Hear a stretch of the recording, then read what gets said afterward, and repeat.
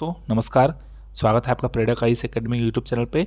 इस चैनल पे जो एक सीरीज़ की शुरुआत की गई है जिसमें डेली रूटीन के माध्यम से आप लोगों की तैयारी करवाई जा रही है और उसमें प्रतिदिन शाम को उसी रूटीन के हिसाब से 20 महत्वपूर्ण क्वेश्चनों का सेट दिया जाता है। उसी के तहत आज जो है डे 6 का जो आप लोगों का रूटीन दिया गया था उसके 20 महत्वपूर्ण क्वेश्चन का सेट आप लोगों के समक्ष लेकर आया हूँ।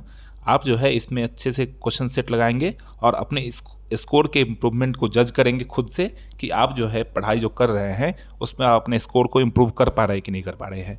अगर कर पा रहे हैं तो बहुत अच्छी बात है, और अगर नहीं कर पा रहे हैं तो आप कंपटीशन का लेवल देख ही रहे हैं कि सीटें जो बीपीएससी में सीटों की संख्या कम है और कंपटीशन कितना टफ रहने वाला है। तो अपनी तैयारी को आकलन करें और उसको जो है स्कोर को इम्प्रूव करने का प्रयास करें। आप मेरी बात मानिए, अगर आप सिर्फ इस रूटीन को फॉलो करते रहें, मैं 15 अगस्त तक जो है संभावित इस रूटीन को मैं ख़त्म कर दूंगा। तो अगर 15 अगस्त तक आप इस रूटीन के साथ बने रहते हैं तो आपकी पूरी तैयारी जो है 15 अगस्त तक एक तरीके से कंप्लीट हो जाएगी। फिर जो है मैं दूसरा कुछ जो है विशेष रूप से आप लोगों की तैयारी के लिए लेकर आऊँगा। तो तत्काल इस चैनल पर बने रहें और तैयारी करते रहें। तो चलिए शुरू करते हैं आज के पहले प्रश्न से। हाल ही में किसे लोक लेखा समिति का अध्यक्ष बनाया गया है? ऑप्शन है ए संतोष कुमार गंगवार, बी गिरीश बापट, सी अधीर रंजन चौधरी और डी अतुल शर्मा। इसका उत्तर क्या है दोस्तों? इसका उत्तर है सी अधीर रंजन चौधरी। तो अधीर रंजन चौधरी को लोक लेखा समिति का अध्यक्ष बनाया गया है। अगला प्रश्न देखते हैं। हाल ही में वर्ष 2023 का टेम्पल्टन पुरस्कार किसे प्रदान किया गया है? आपका ऑप्शन है A Edna Adan Ismail, Volodymyr Zelensky, Angela Roden और डी अन्ना वोल्फी। इसका ऑप्शन का उत्तर क्या है दोस्तों? एडन अदन इस्माइल को क्या किया गया है? हाल ही में वर्ष 2023 का टेम्पल्टन पुरस्कार प्रदान किया गया है। अगला प्रश्न है। हाल ही में विश्व बैंक का अध्यक्ष किसे बनाया गया है? ये भारत के लिए बहुत ही गौरव का पल था दोस्तों कि विश्व बैंक का जो है अध्यक्ष भारतीय को नियुक्त किया गया था।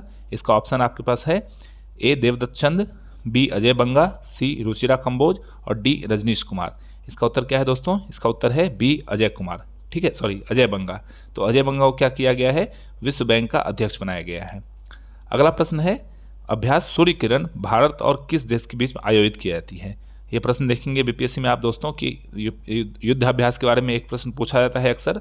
तो आप जितने भी युद्धाभ्यास हो रहे हैं भारत का अन्य देशों के साथ, या भारत का जो इंटरनल मिलिट्री एक्सरसाइज भी हो रहा है, उसके बारे में आप जो है अध्ययन करते रहेंगे।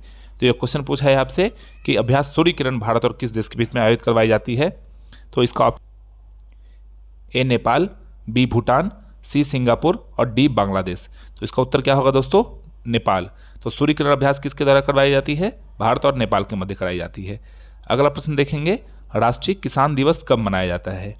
इसका ऑप्शन है दोस्तों ए 23 दिसंबर, बी 25 दिसंबर, सी 26 दिसंबर और डी 30 दिसंबर। इसका ऑप्शन क्या होगा? उत्तर क्या होगा दोस्तों? ए 23 दिसंबर। तो 23 दिसंबर को क्या होता है कि राष्ट्रीय किसान दिवस मनाया जाता है। अगला प्रश्न है। हाल ही में इंडियन साइंस कांग्रेस का 108वां वार्षिक अधिवेशन कहाँ आयोजित करवाया गया था? ऑप्शन है आपका ए भोपाल, बी इंदौर, सी जयपुर और डी नागपुर। तो इसका उत्तर क्या होगा दोस्तों? इसका उत्तर हो जाएगा आपका जो है डी नागपुर। ठीक है, तो इंडियन साइंस कांग्रेस का 108वां वार्षिक अधिवेशन कहाँ आयोजित करवाया गया था? तो नागपुर में आयोजित करवाया गया था। अगला प्रश्न है। हाल ही में रेलवे बोर्ड के चेयरमैन सह सीईओ किसे बनाया गया है? इसका ऑप्शन है ए दीपांकर दत्त, बी सुरेश यादव, सी सुब्रकांत पांडा और डी अनिल कुमार लोहाटी। ठीक है, इसका उत्तर क्या होगा दोस्तों? इसका उत्तर होगा डी अनिल कुमार लोहाटी। तो रेलवे बोर्ड के चेयरमैन किसे बनाए गए हैं? अनिल कुमार लोहाटी को। अगला क्वेश्चन है। हाल ही में लिखी गई पुस्तक हैप्पी प्लेस के लेखक कौन है?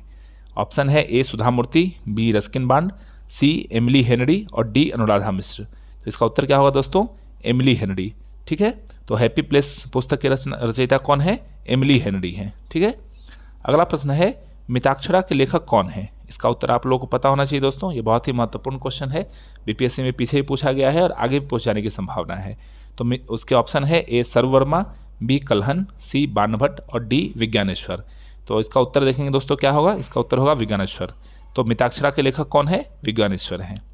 अगला प्रश्न है। पंचतंत्र मूलतः किसके द्वारा लिखी गई थी? ऑप्शन है ए कालिदास, बी कलहन, सी बाणभट्ट और डी विष्णु शर्मा। तो पंचतंत्र किसके द्वारा लिखी गई थी? आप लोग बचपन से पढ़ते आ रहे हैं पंचतंत्र के बारे में। तो ये जो है विष्णु शर्मा के द्वारा लिखी गई पुस्तक थी। ठीक है दोस्तों, इसका ऑप्शन हो जाएगा डी विष्णु शर्मा। ठीक है। अगला प्रश्न देखते हैं। बौद्ध लेखों में निम्न में से किस शासक को किस शासक को परम सौगात कहा गया है? ऑप्शन है ए बिंदुसार, बी अशोक, सी धर्मपाल और डी अजातशत्रु। इसका उत्तर क्या होगा दोस्तों? इसका उत्तर है सी धर्मपाल। तो धर्मपाल को क्या कहा जाता था? परम सौगात कहा जाता था। ठीक है। अगला प्रश्न है जजाक भुक्ति निम्न में से किसका प्राचीन नाम था? इसका ऑप्शन है ए मगध, बी बुंदेलखंड, सी विदर्भ और डी मालवा।